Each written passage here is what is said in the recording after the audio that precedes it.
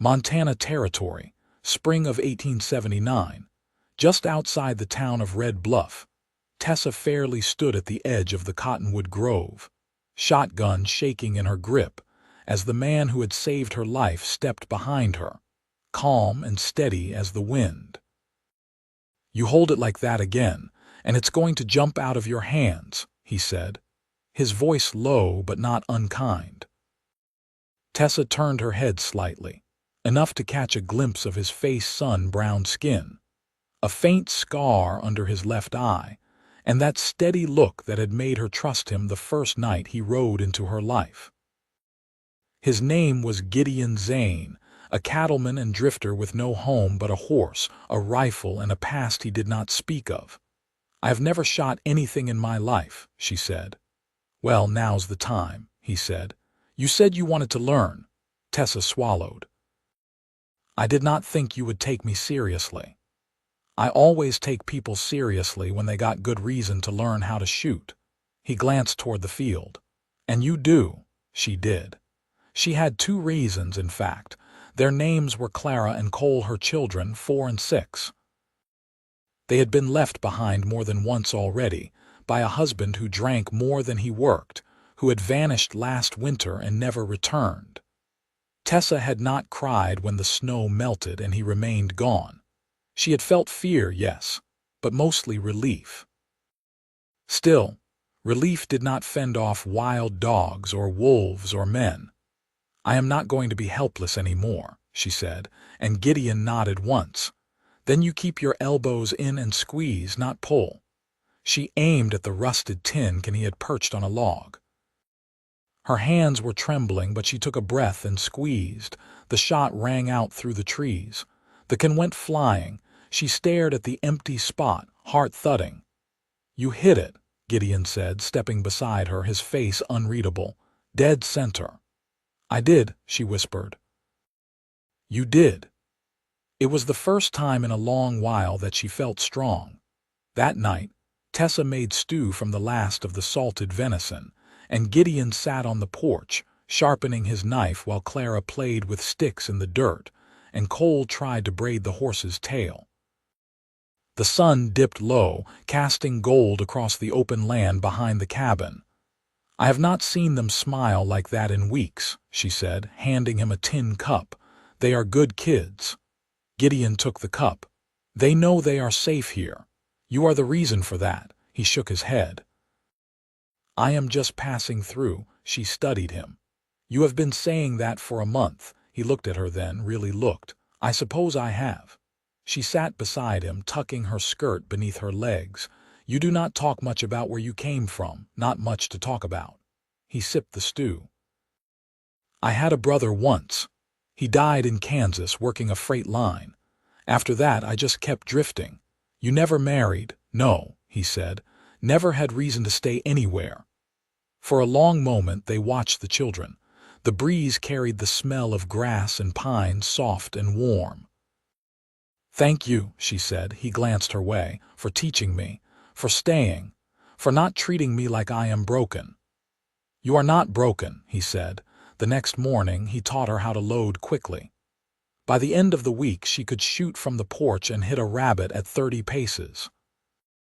She cleaned the rifle with care, the same way she brushed Clara's hair or washed Cole's scraped knees. One evening, after she had tucked the children into their pallet and stepped outside, she found Gideon standing in the dark with his back to the stars.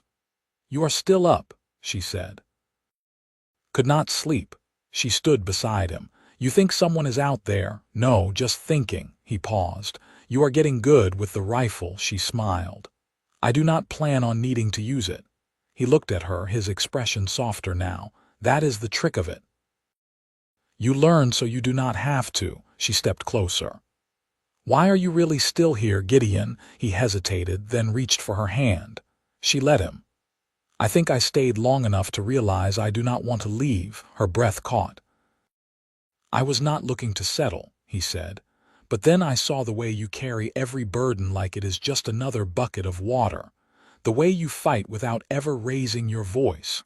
I never met a woman like you." Tessa looked down at their hands. He gave a quiet laugh. And now you can shoot better than me." She laughed too, soft and surprised. He leaned his shoulder into hers. "Now when I am old and useless, you can protect me." She turned toward him, eyes full of light. "You are not useless. Not yet," he said. "But someday." She leaned her head against his chest. "Then I will protect you." He wrapped his arms around her, and for the first time in years, she felt what it was to be held without fear. The next days passed quick. Gideon fixed the barn roof with Cole handing up nails. Tessa taught Clara how to sew a straight stitch. A life began to form between them, quiet, honest, good. One morning, Gideon came in with dirt on his hands and a grin she had never seen before. "I found a spring, clean and cold, about a mile west. We could run a pipe out if we stay." "If?" she asked, hope rising. He looked at her. "I want to." She reached for his hand. "So do I." Later that week, as the sun set behind the hills and the children played in the grass, Gideon handed her the rifle one more time. "Show me," he said. She lifted it, aimed, and fired.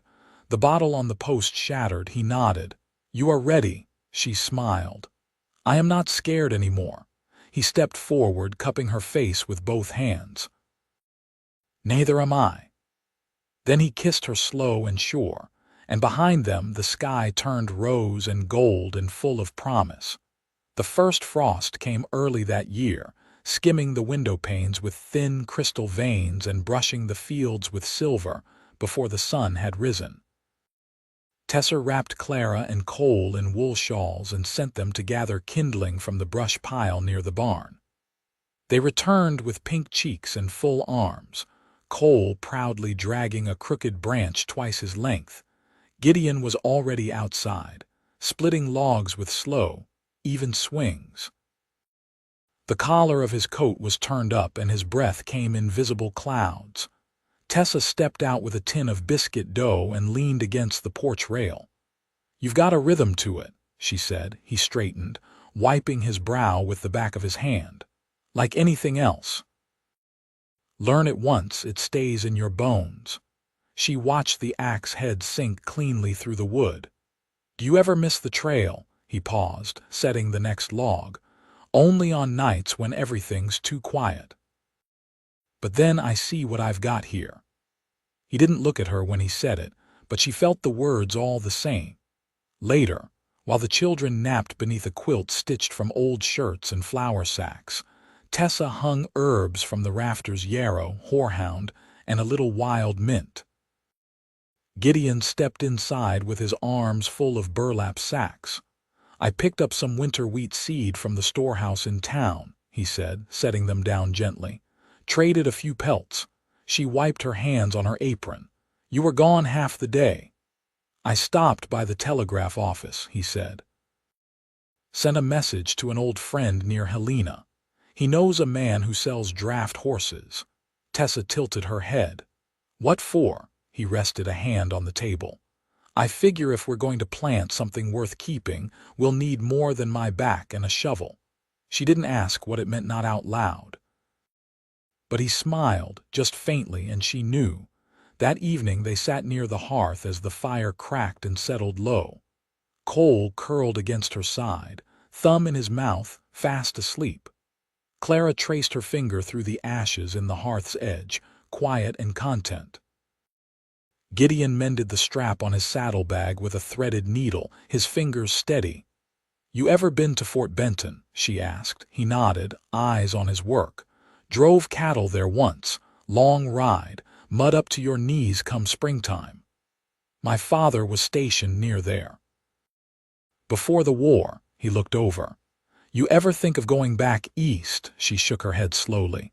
"There's nothing there for me now, just gravestones and names I don't say out loud." He didn't press.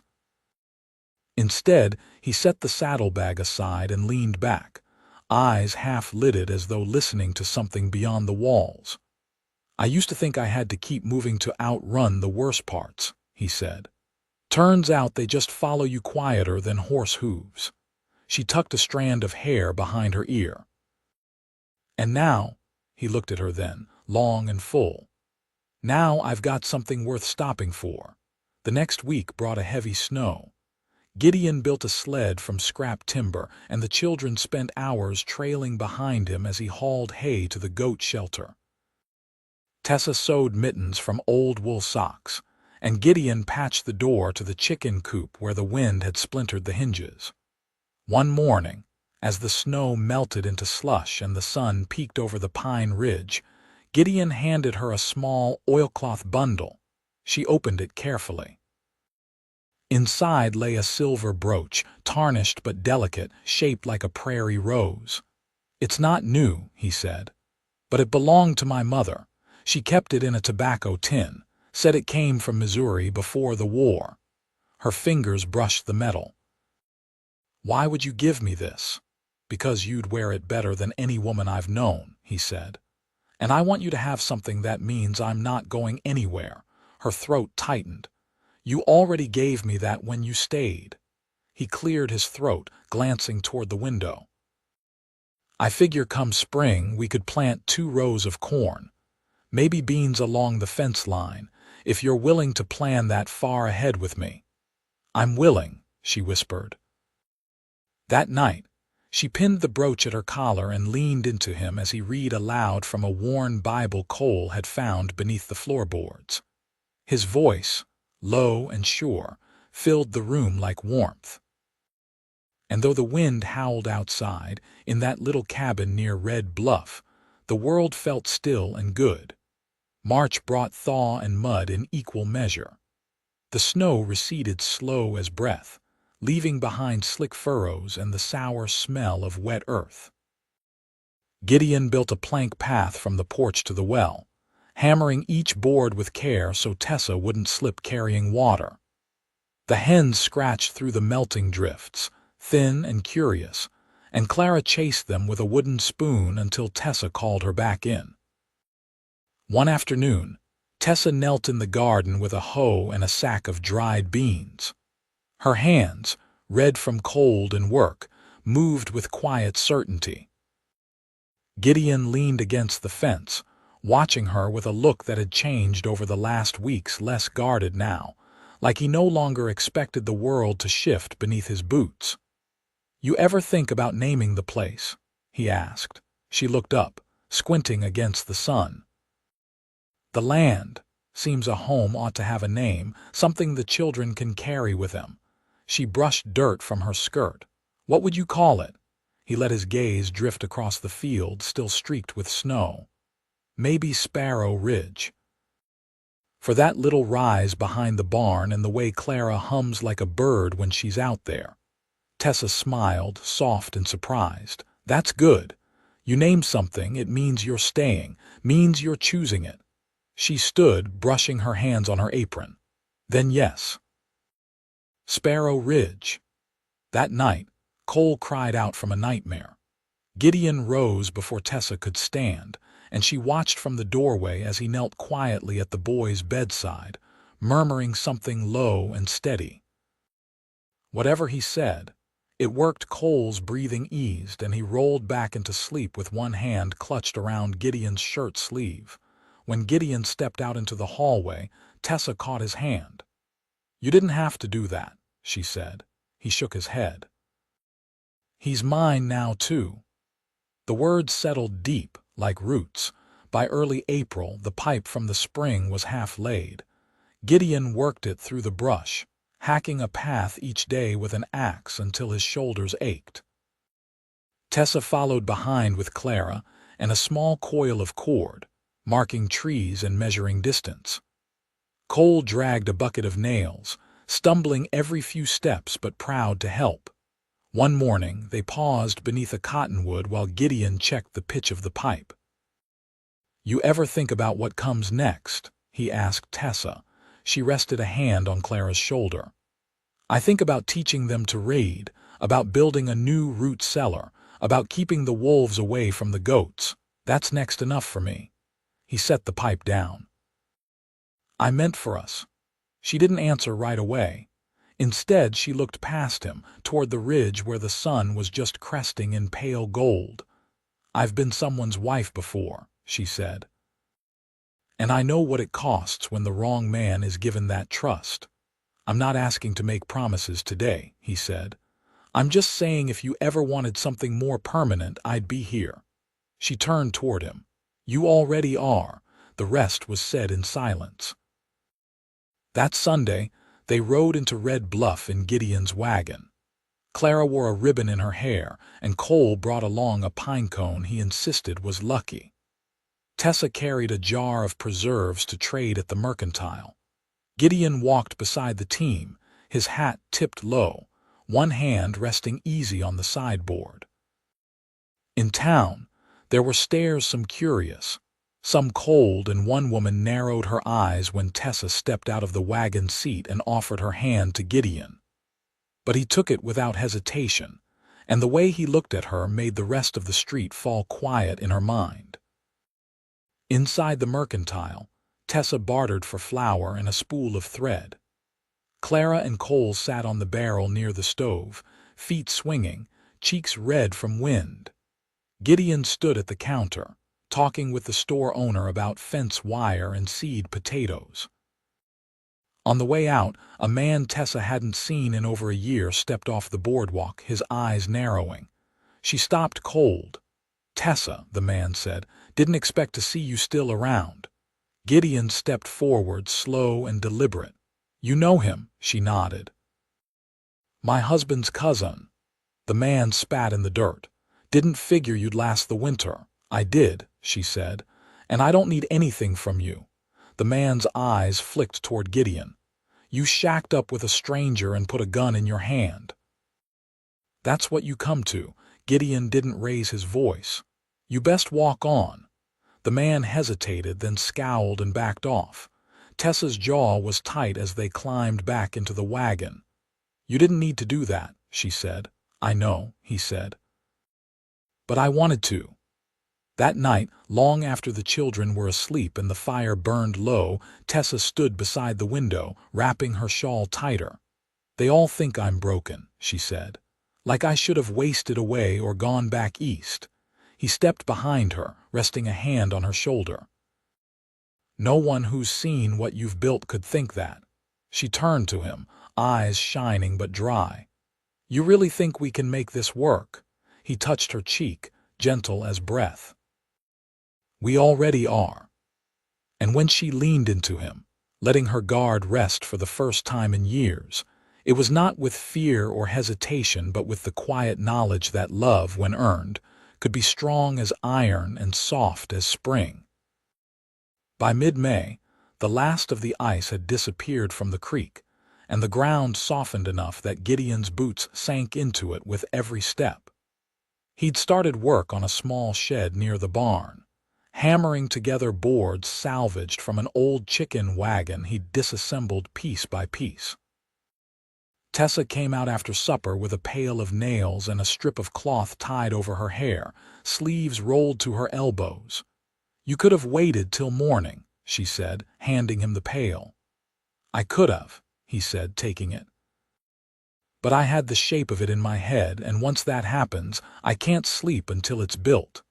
She leaned against the corner post. What are you making it for? Tools, mostly.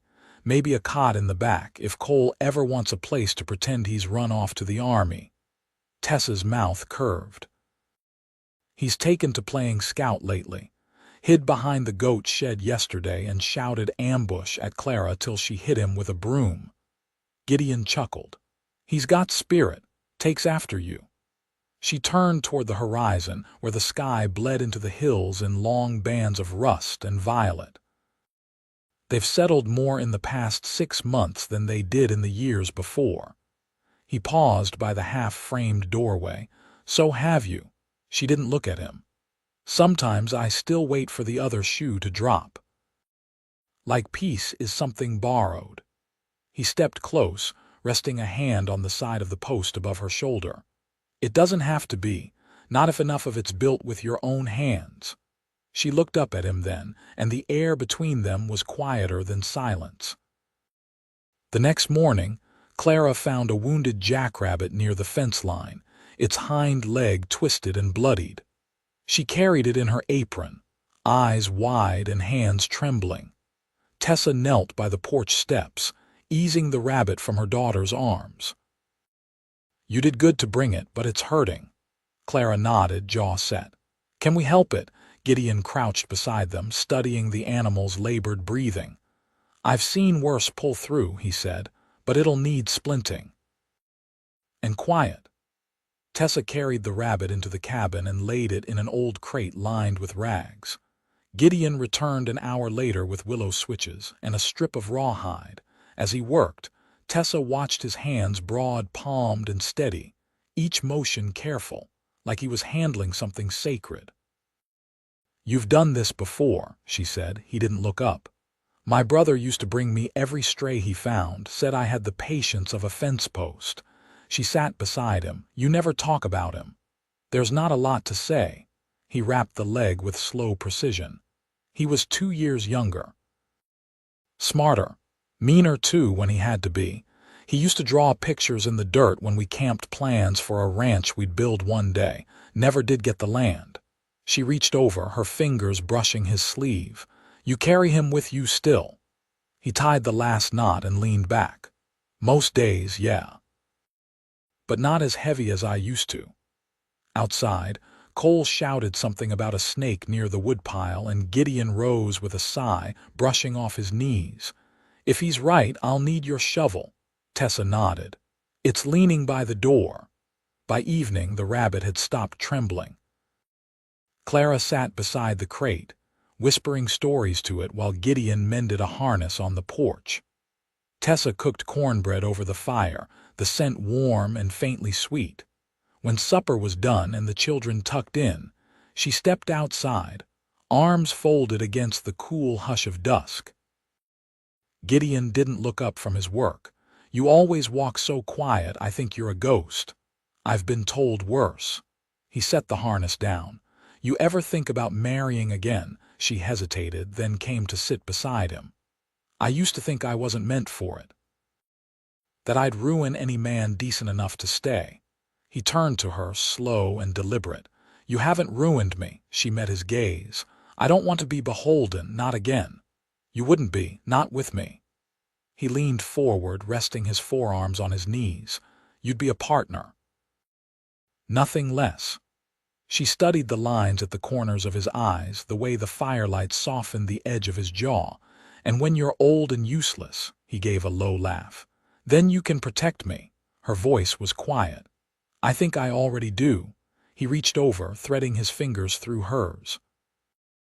"We could ask the Reverend out from town. Keep it simple. A patch of wildflowers and the children standing by." Her hand tightened in his. "I'd say yes." He looked at her, eyes steady and full. "Then say it." "Yes," she said. "I'll build this life with you." And he kissed her there beneath the stars, the taste of wood smoke on their lips and the promise of years ahead unfolding just as they were meant to, one quiet, steady day at a time. The wedding took place under a clear sky with the smell of damp grass rising from the earth, and the ridge lit gold by the morning sun. They stood in the small meadow behind the house, where the ground sloped gentle, and the cottonwoods leaned just enough to catch the breeze. Clara held a clutch of wild daisies, her hair braided with care.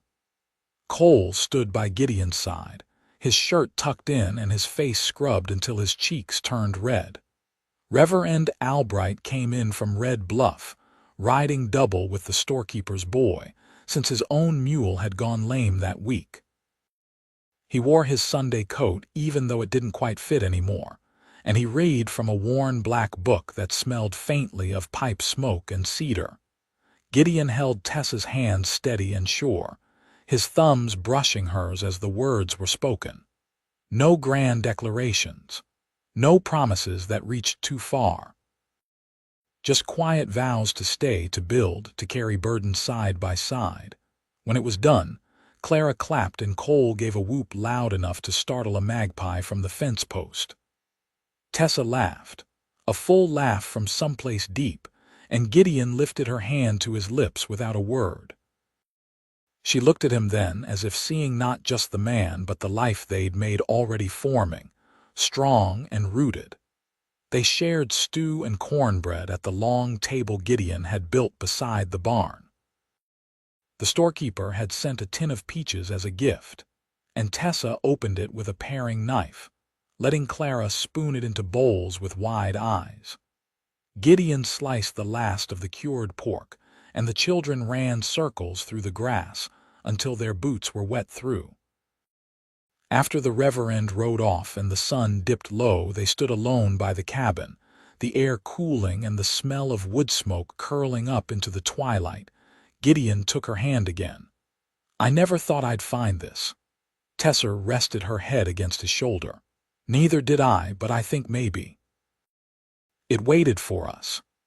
He kissed her hair, slow and certain, and she closed her eyes. The next morning, Gideon hitched the mule to the harrow and worked the far field until noon, while Tessa and Clara planted the first rows of beans and onions near the well. Cole followed behind with a sack of seed, dropping handfuls every few steps and whispering to them like secrets. That night, after the children were asleep, Tessa sat at the table with a candle burning low, sorting dried herbs into paper packets. Gideon sat across from her, fitting new hinges to the drawer that always stuck. "I've been thinking," she said. He looked up. "About what?" "The back room.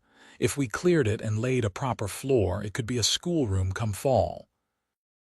There's other children scattered along the ridges, some too far from Red Bluff to go in." He leaned back, folding his arms. "You want to teach again?" "I think I do." He nodded once. "Then we'll build it. Whatever you need." She smiled, tired but sure. "I'd like that." The next weeks passed in rhythm with the land. Gideon built a smokehouse behind the barn, and Tessa started a garden bed just for herbs. The pipe from the spring flowed clean, and Clara learned to carry water without spilling a drop. Cole found an old horseshoe buried near the fence and nailed it above the door, declaring it lucky. One evening, as they shelled peas on the porch, Gideon said, "There's a man coming from Helena next month. Brings books and paper through the valley twice a year. I told him you might want a few things." Tessa touched his knee. "You think of everything."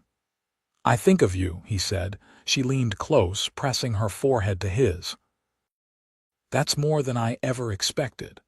One warm morning in late June, they traveled to the edge of the ridge where the land dropped into a fold of tall grass and pine. Gideon pointed to a stretch of flat earth framed by cottonwoods.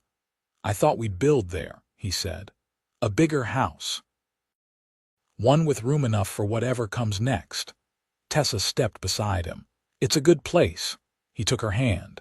"You ready?" She looked over the land, the trees, the sky. "I've been ready a long time." That summer they worked slowly, no rush, brick by brick, beam by beam. And when the house stood finished come autumn, with a wide porch and a stovepipe that curled smoke into the cooling air, they moved in with Clara's quilt folded across the new bed and Cole's drawings pinned to the wall. They slept that first night with the windows open, listening to the wind through the cottonwoods, their hands twined beneath the blanket. In the stillness, Gideon whispered, "You want to know something?" Tessa turned toward him. "Always. I never thought I'd belong anywhere, but I do now. Right here, with you." She smiled in the dark. "Then we'll never leave." And they didn't. They raised Clara and Cole among wildflowers and book pages, smokehouses and garden beds. The schoolroom filled by harvest with 5 children from across the valley. And Tessa taught them how to write their names, how to listen to the land, how to think kindly. Gideon worked the fields and built fences strong enough to hold through any storm. When winter came, he read aloud by the fire, his voice steady as ever, with Tessa curled beside him and the children asleep above. Years passed. The land grew familiar, the days full and slow. They planted trees near the porch, 2 cottonwoods, grown from seed, and watched them rise straight and tall. And through it all, they never once turned away from each other. They loved quietly, fully, and without doubt, Together they built a life not borrowed, not feared, but chosen, and it held. Always.